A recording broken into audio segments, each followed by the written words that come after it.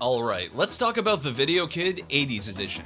The VideoKid puts you in the shoes of the titular character who is on his way to meet up with Jessica, presumably for polite conversation and a little hand-holding. Before VideoKid can meet up with his girl, there are two things standing in his way. One, VideoKid needs to first make all of the deliveries on his route. And two, the 80's are out to kill him.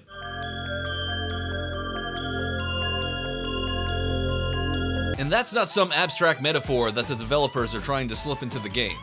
I mean literally every single notable pop culture reference of the 1980s have come to life and are out to make VideoKid's route as difficult and as dangerous as possible.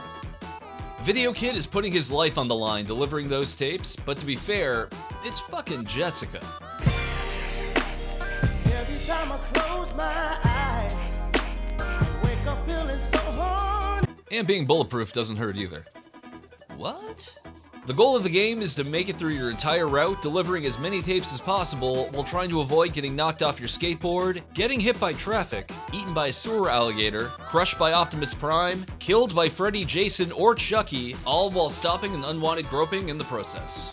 You know, normal delivery kid shit.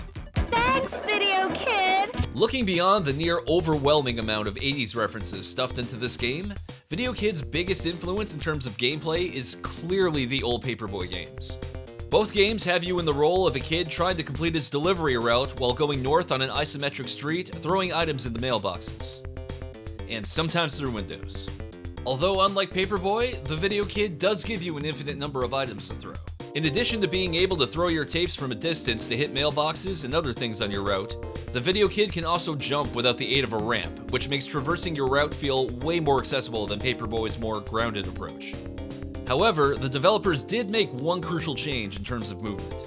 Unlike the original Paperboy games that gave you control over your speed and how far up the screen you can move, VideoKid instead keeps you on something like cruise control, to the point where moving ahead on the map or even slowing down becomes impossible. The VideoKid certainly has a more on-rails approach to it more than the original Paperboy games ever did. At its core, the game's controls are flash-level simple, with technically only 4 buttons in use: left, right, jump, and throw tape. Well, technically 5 buttons in use if you count up as the additional jump. To add more of a challenge, however, left and right movement is more twitch-based, with a single press of the left or right button quickly moving you between one of 3 vertical planes. The result is a game that focuses more on how you react to things being thrown at you on the map rather than how you can best navigate through it, while also successfully giving you little pangs of anxiety for making one too many button presses.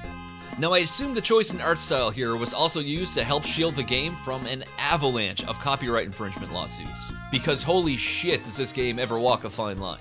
There is nothing, and I mean nothing, in the VideoKid that wasn't lifted from something else. Between every single enemy in the game, except maybe, I don't know, this person, and the little musical cues,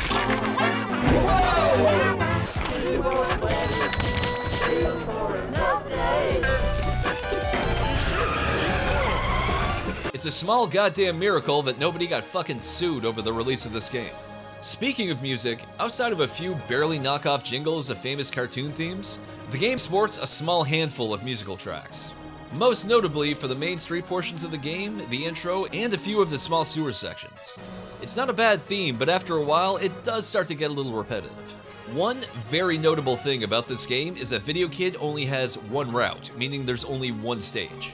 The enemy placement is randomized a little, so each playthrough doesn't feel too repetitive, but the houses and variety of enemies for each section stay the same.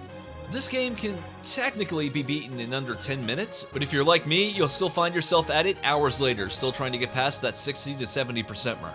Dying in this game may be incredibly easy, but on the positive side, restarting only takes a matter of seconds, so you won't find yourself waiting too long for the next game to reload. And every time you die, the game gives you an option to spend money at the shop. Here you can purchase new tricks, which can be used to increase your score during runs. In addition, you can also purchase new skins that, again, are dangerously close to copyright infringement. The skins don't affect gameplay, but it's at least nice to have the option to play through the game as the Cookie Monster, Biscuit Guzzler. So is the game worth picking up? Well, despite having a single stage and a small amount of unlockables to speak of, the game only runs for a little over $5. And considering the fact that I've already put way more hours into this game than I ever thought I was going to, it's hard to argue that you wouldn't get your money's worth out of it. The gameplay is a little on the shallow side, although what's there is admittedly pretty fun. And the overdose of 80s nostalgia does make for a nice, if unofficial, game of spot the 80s reference.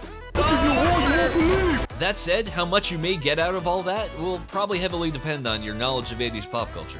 Just don't make a drinking game out of it, or you'll fucking die. If you have any fond memories of Paperboy, the VideoKid 80s edition will likely scratch that itch of putting your life on the line to make deliveries to your ungrateful neighbors. It's something that I would classify as a good distraction game. It's an easy game to pick up and play for a few short rounds at a time, and at points can even get pretty addictive. Like cocaine. Or Jessica's Love.